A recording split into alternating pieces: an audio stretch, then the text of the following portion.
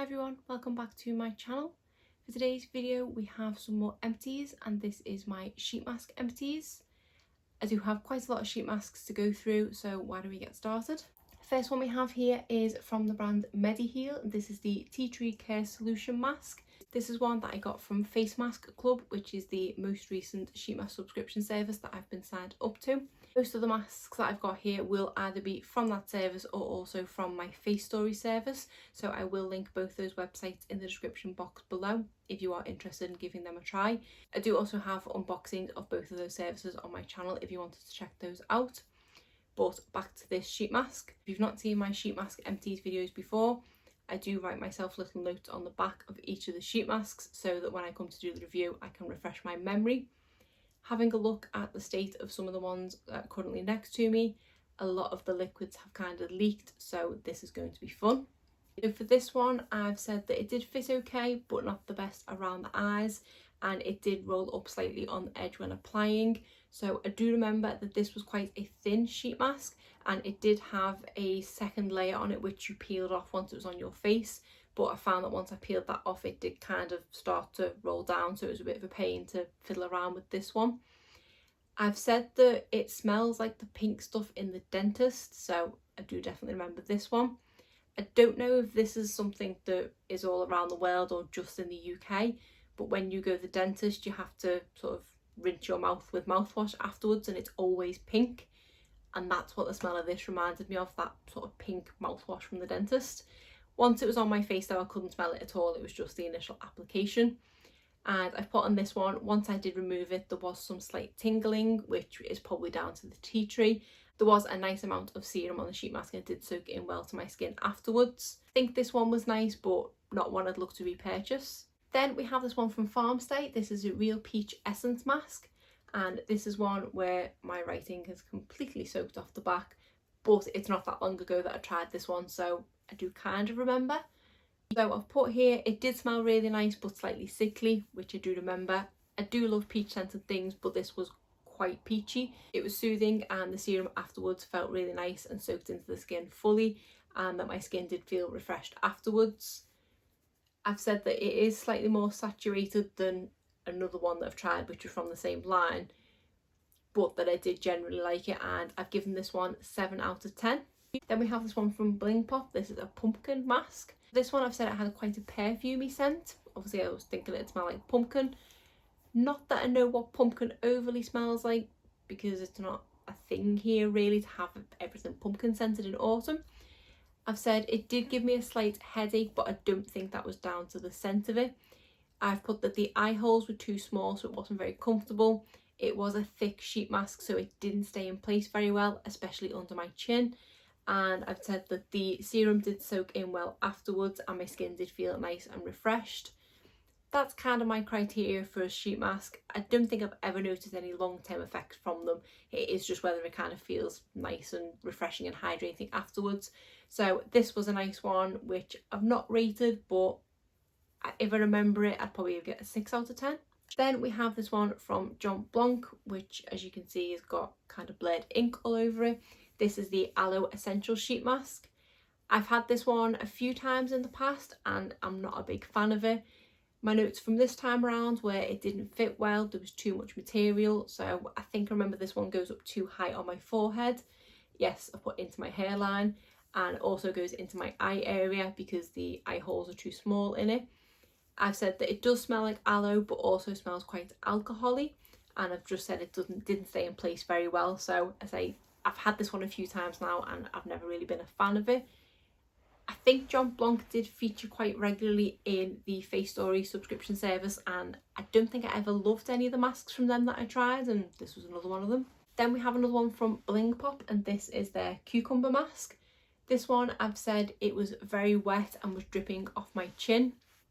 I do remember this one because that was such a pain. I did try and soak it up with a tissue as best I could, but it was just dripping the whole time. And I don't think I kept this on for the whole amount of time as well because it was dripping, and I put here that it did have a really strong cucumber scent, which I'm not a massive fan of.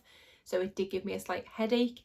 And I've said it fit okay, but it did slide down, but that's probably because all the weight in the chin with all the serum leaking off it. So this one I didn't enjoy at all, but because it was cucumber, I didn't have high hopes for it anyway. Then we have this one from Nature Republic. This is the acai berry one. So for this one, I've said it was very saturated, but it soaked in okay afterwards once I'd taken the sheet mask off, and my skin felt nice and soft afterwards. It was slightly cooling and it fit okay, but was a bit short on my forehead, so it probably only went to about here. It did slide down the face slightly, but it was very hot, so I think I tried this when we were having the warmer days in the past month. So this one was just an okay one, and I've given this one a 7 out of 10. So I obviously liked it, but not the best. Then we have this witch candy mask one, which is from Candio Lady. So for this one, I didn't like this one at all. I've given this one a 2 out of 10. So this is another one that I've said was very wet and dripped off the chin a lot. I've put that it was tingly. It did have a nice sweet smell, but it was a bit too much. It also didn't fit very well. It was too small and the piece on my top lip was too big, and I had to take it off after 2 minutes because it started tingling and it was just dripping everywhere. So this one was not a good one. Then we have this one from Peri Pera. This is Sparkling Tok Tok Time. So for this one, I've said it fit really well and was a really thin sheet mask, was very skin-like. It stayed in place very well. It was tingly slightly, but in a nice and cooling way. And this is another one that I've said was actually a bit drippy on the chin. So I don't know if it's maybe the way I've been storing them. I do store them kind of lying flat, so they're not propped up so all the liquid would go down. But I don't know, maybe it's with the warm weather, the stuff kind of drips off it. I don't know. But this one I've said there wasn't too much serum afterwards and it did soak into the skin quite well. So I've given this one a 6 out of 10. Then we have this one from Holika Holika. This is the Damask Rose Sheet Mask. This is, I think, one of the most recent ones that I've tried. It is rose scented, as the name would suggest, and I'm not a massive fan of things rose scented, but it wasn't too overpowering.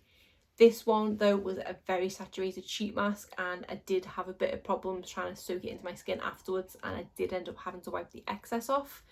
Overall it did fit nice and my skin did feel nice afterwards, so I've given this one a 6 out of 10. Then we have this Facetory own brand one, and this is a H2o mask. This was a 2-step one that had another strip across the top, which seems to have gone missing, which had some serum in it, and then once you'd soak that into your skin, you put the sheet mask on top. That was a bit too much hard work. I'd rather just have kind of one step and go, but it was something different to try. So for this one, I've put that my skin felt nice and refreshed afterwards. It was a very saturated sheet mask, but still felt quite nice. I've said that it fit okay and was slightly cooling, but in a nice way. But then I've said there was a lot of serum afterwards. So this one was just one that was okay, and I think it didn't help that I'd had a serum on beforehand, so that's probably why it was quite saturated anyway. But then obviously afterwards there was the serum I'd already put on to begin with, so I wasn't a huge fan of this one. Then we have these under eye masks. These are the Gold Eye Brightening and Firming from Vitamasks. These ones are really nice. I've tried these ones in the past and they are the more paper under eye masks. I've now realised I do prefer the more gel type ones under the eyes, but for paper ones these are nice. I've said they are very cooling, they stay in place really well, and they are tingling and refreshing afterwards.